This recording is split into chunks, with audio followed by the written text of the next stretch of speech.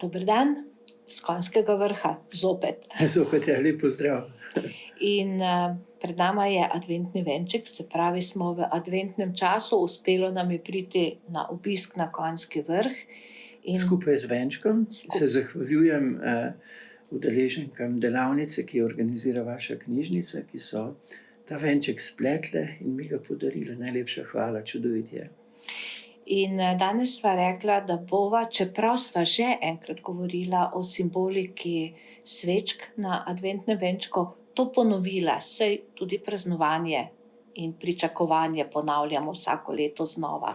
In jaz vsako leto na prvo adventno nedeljo tudi ponovim to, kar sem povedal, ker se mi zdi tako pomenljivo, da je vredno ponoviti, da vedno znova ozavestimo, kaj je tisto, kar je za srečo in ne samo za veselje, kar prinaša luč in ne samo, kar prinaša svetlobo in ne samo luč, ki lahko tudi zaslepi, svetloba pa ima v sebi tisto toplino in tisto prijetnost, ki zažari na teh svečkah adventnega venčka in nas pritegne na kup, da sedemo ob ta adventni venček in posvetimo te adventne večere.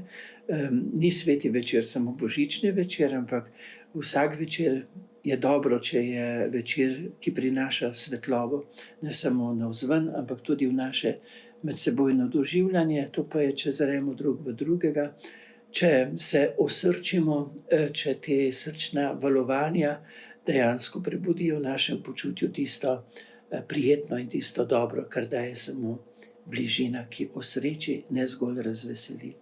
In greva kar prižigati svečke. Zato smo pustila neprižgane, da greva od prve naprej. Da greva od prve naprej, upam, da mi bo uspelo. Celo je. Bom šel tele oddaljene, da ne bo potem slučajno zagorel moj pulover. Tako ne. To je prva svečka. Ja, komu posvetimo prvo svečko? To zelo rad ponavljam, da samemu sebi, čeprav to za slovenska ušesa zveni strašno nedopustno, kajti mi smo navajeni, da moraš misliti na druge, da poveličujemo ljudi, ki znajo pozabiti na sebe, ta trpeča Cankarjevska mati. Ampak zaradi te trpeče matere je imel Ivan Cankar potem kasneje v življenju svoje stiske. Kajti mi postrežemo bližnjim, posebej najbližjim, najprej svojo notranjo resničnost. In če je ta notranja resničnost v znamenju miru, spokojnosti, osebne zadovoljnosti, to preprosto širimo v krog svojih bližnjih, posebej najbližjih. Včeraj sem imel srečanje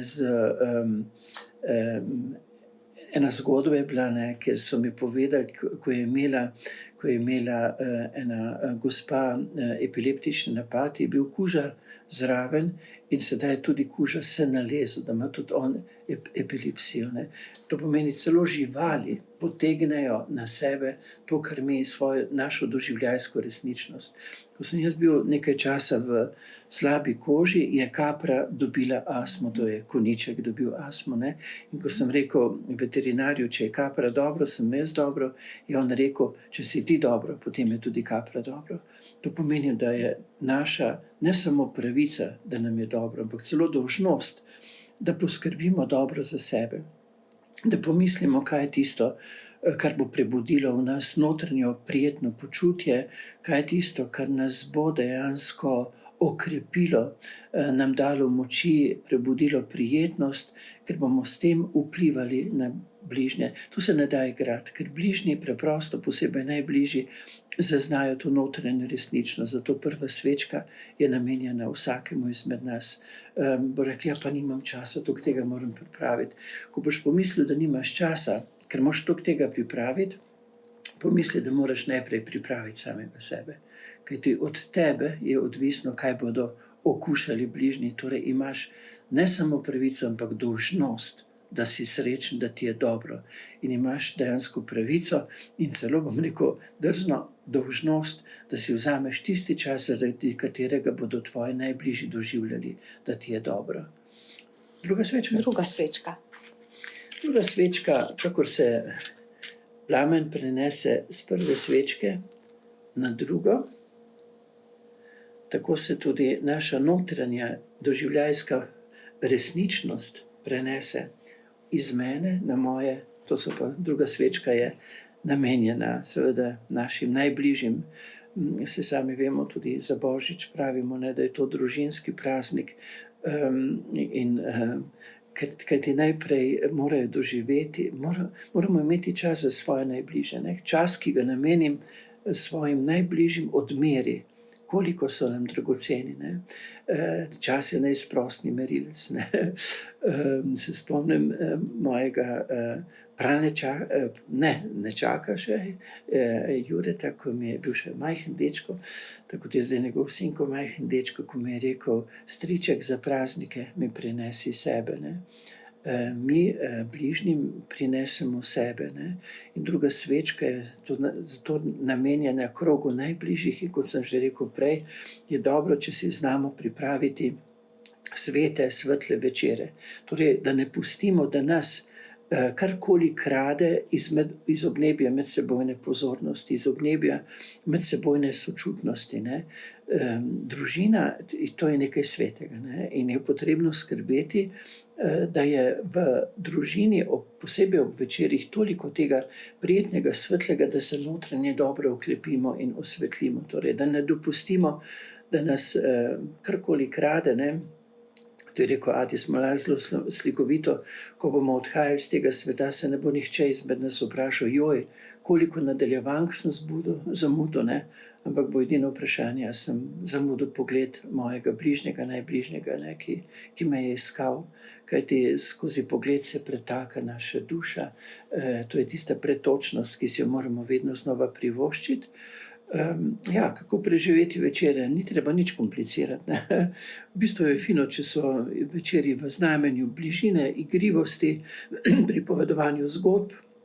Otroci izjemno radi poslušajo dogodivščine svojih staršev in treba je biti pozoren, da ne bomo idealizirali, kajti samo, če so te dogodivščine v znamenju realnosti, se lahko približamo realnosti, doživljajski realnosti svojih otrok. Če idealiziramo, potem smo kot neki tujki, ne, kajti otroci živijo realnost, mi pa jim postavljamo merila previsoko.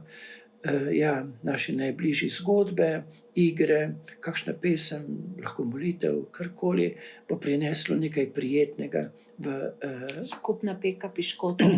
Ja, skupna peka piškotov. Jaz sem takoj na to pomislil in okušanje piškotov. Ja, da pa lahko okušiš domače piškote, jih je pa treba seveda prijeti. Otroci strašno radi gnetejo pa delajo, to je res nekaj takega dobrega. Mi je kar zadišalo po piškotih, čeprav se tukajle trenutno ne pečejo. Ja, lahko prižgem tretjo svečko.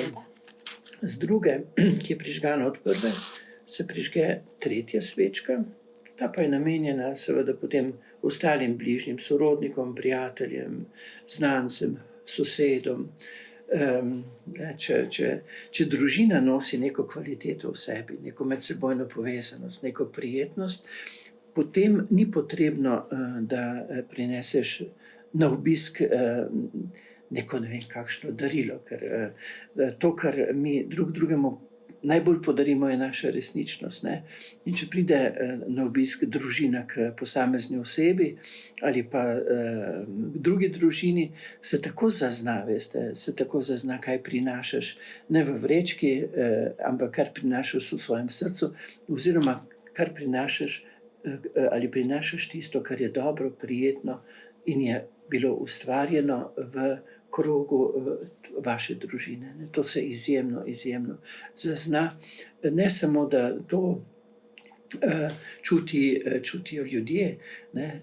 Mi imamo vsako leto blagoslov domov. Zakaj? Zato, ker celo prostor vpije našo dejansko medosebno ali pa osebno resničnost in blagoslov je zato, da razbremenimo prostor, ne. In mi je rekel nekdo, da po kakšnem obisku, ne, ta človek spremen raznorazne, je rekel, po kakšnem obisku prav čutim, kak je moj dom postal toplejši, prijetnejši, kak so vnesli kot neki blagoslov. Je rekel, po kakšnem obisku moram pa kar malo požegnati, pa pokaditi, da razbremenim prostor. Torej, če bomo mi ustvarili osebno, medosebno, nekaj svetlega, bomo, kamorkoli bomo vstopili, bomo obogatili tisti prostor. Gremo na četrto svečko. Četrto. Ja, imamo 3 dobre može, ki nas obiščejo. Moram paziti, da se mi ne bo kaj zažgalo. Mislim, to jaz na sebe. 3 dobre može, ki nas obiščejo, ali kateri od njih, ali ponekod kar vsi trije. Miklavž nas je že obiskal, ja. Skrivoma, ne, ker Miklavž je obiskoval Skrivoma in je pripravil veselje. Ne gre samo za otroke, ne. Tudi mi, enkrat mi je rekel, ja, pa zakaj ne, potem pravimo, da prihaja sveti Miklavž. Ja. Ti prihajaš v imenu svetega Miklavža in ga zastopaš. In je fino, da tudi odrasli drug drugemu prinesemo, skrivamo, nastavimo dar pozornosti. Jaz sem vedno otrokom rekel, ko ugotovite, kdo je Miklavž, morate vi postati Miklavž. Ampak tudi za svoje starše, ne samo pričakovati. Nastaviti jim skrivaje, mogoče tam, ker ne pričakujejo drobno pozornost, ko bodo odgrnili zvečer posteljo, pa jih bo čakalo eno lepo presenečenje. 4. svečka pa je namenjena tistim, v katerih mi zastopamo ali svetega Miklavža, ali dedka Mraza, ali Božička, in se sklonimo k tistim, ki so kakorkoli trpeči. Ne. To se vedno spomnim na besede Fran Milčinskega Ježka. Kdor ne odpre srce v stisko bližnjega, k tistemu tudi gospa sreča ne more vstopiti. Mi moramo najprej odpreti srce v stisko bližnjega, da lahko sreča vstopi tudi v globino našega srca. In to sami izkušamo, ne? Ko dejansko na nek način obdariš nekoga, ki je res v neki potrebi, pa ni nujno zdaj misliti ravno na nek zunanji dar. Ne? Striček prinesi mi samega sebe, ko kot dobri striček oziroma tetica prinese samega sebe, svoj čas in svojo pozornost, vedno znova potem tudi sam doživiš, da ni nikoli samo nekdo, ki daje, ampak da tudi tisti, kateremu si je dal, prinaša, po njem prinaša v tvoje srce nekdo tisto blagospokojnost, zadovoljnost, ki je potem obogatitev. Ne. Sam sem rekel ljudem, da ko odpremo srce v stisko, potem lahko pošlje Bog svoj blagoslov tudi k našemu srcu in v naši družini. Da bi bilo res veliko tega blagoprijetnega, spokojnega, radostnega, ne, v tem času približevanja božičnemu prazniku. Ne. To je res, mislim, da želja, ki jo pošiljava s Konjskega vrha, k vsakemu izmed vas, vam osebno, vaši družini, za prijetnost adventnega časa in seveda, da bo za Božič sveto in svetlo. Tako, in pred Božičem se srečamo še v živo. Tako je, Ja, v to je sredo 20. 20. se srečamo 20. pri nas v septembra. živo. In za Božič se srečamo, vabim zopet na Konjski vrh, Tako. s Konjskega vrha. Ja. In lep pozdrav za Ja, danes. lepo se imejte, srečno.